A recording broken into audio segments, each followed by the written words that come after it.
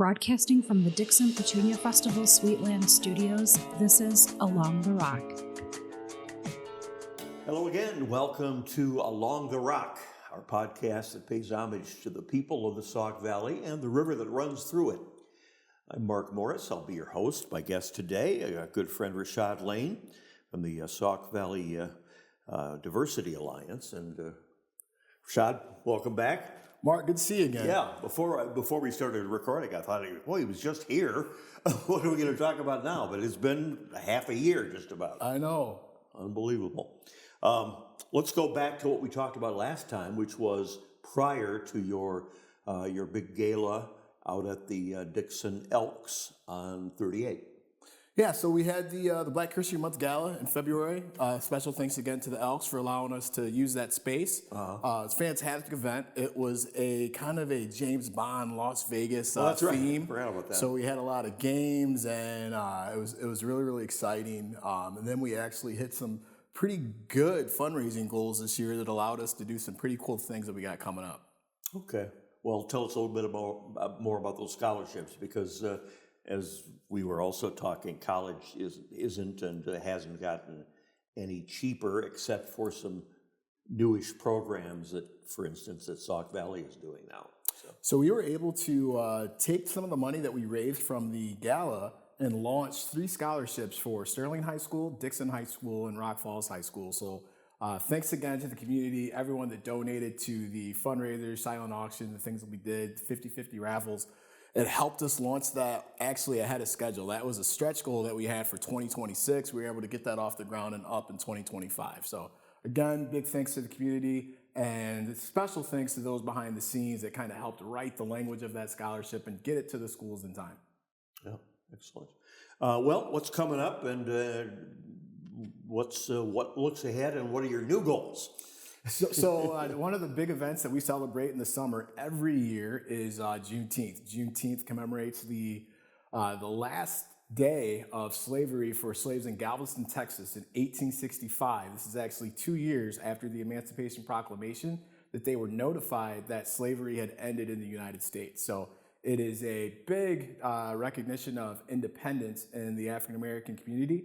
And we just like to get people together and celebrate that. So June 21st at the Grandin Civic Center from 10 a.m. to 2 p.m.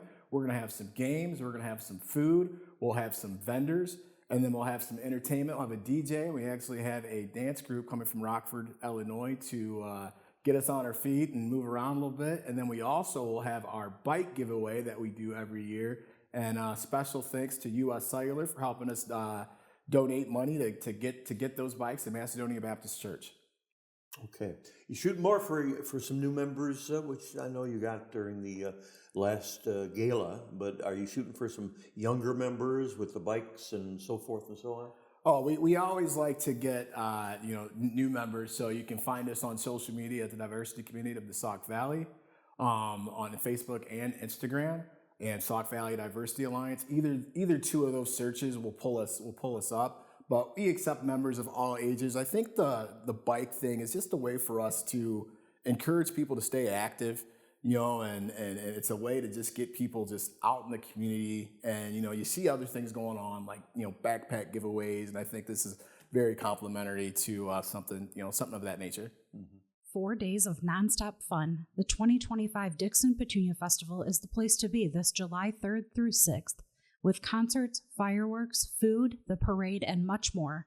Full lineup at petuniafestival.org.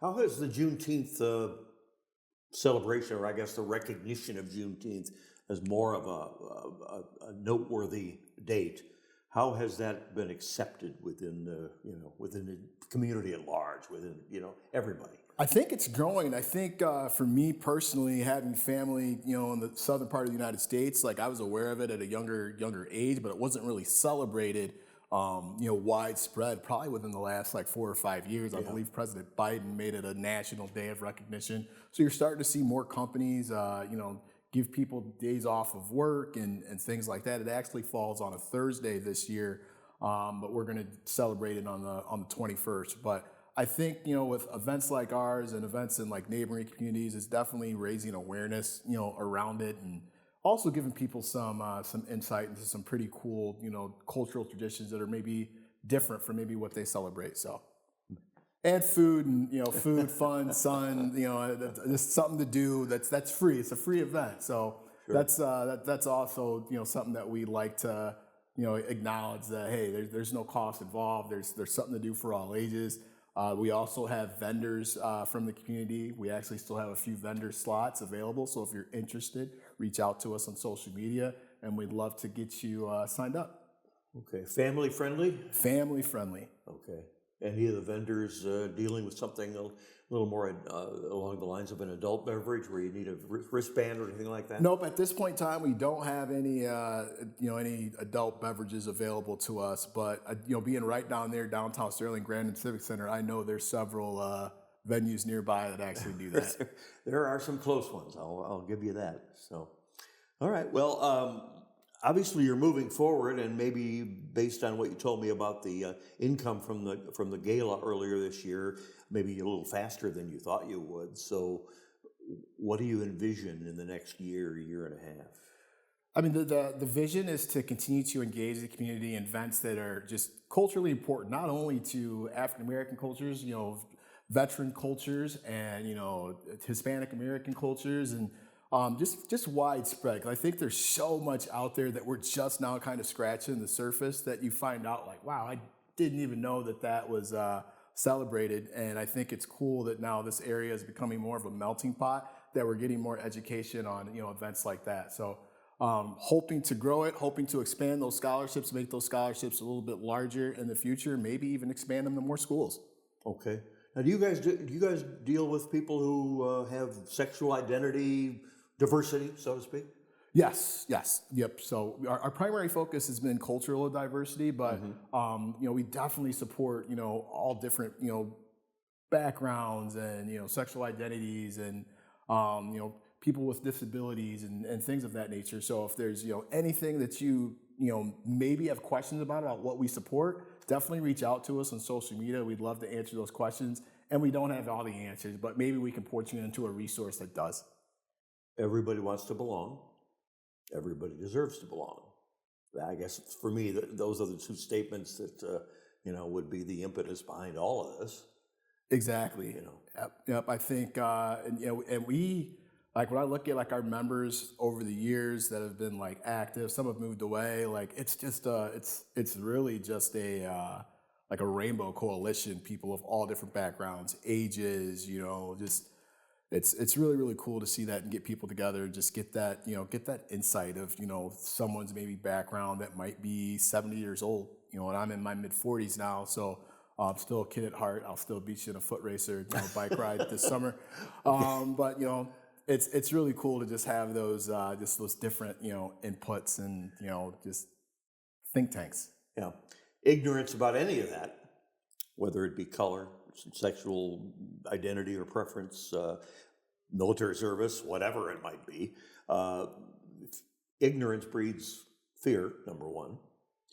It also can breed contempt among some people for whatever that's worth. So, come on down and meet somebody new. Yep, that's the number one goal, is to get people together in a space where you feel welcome and you feel included.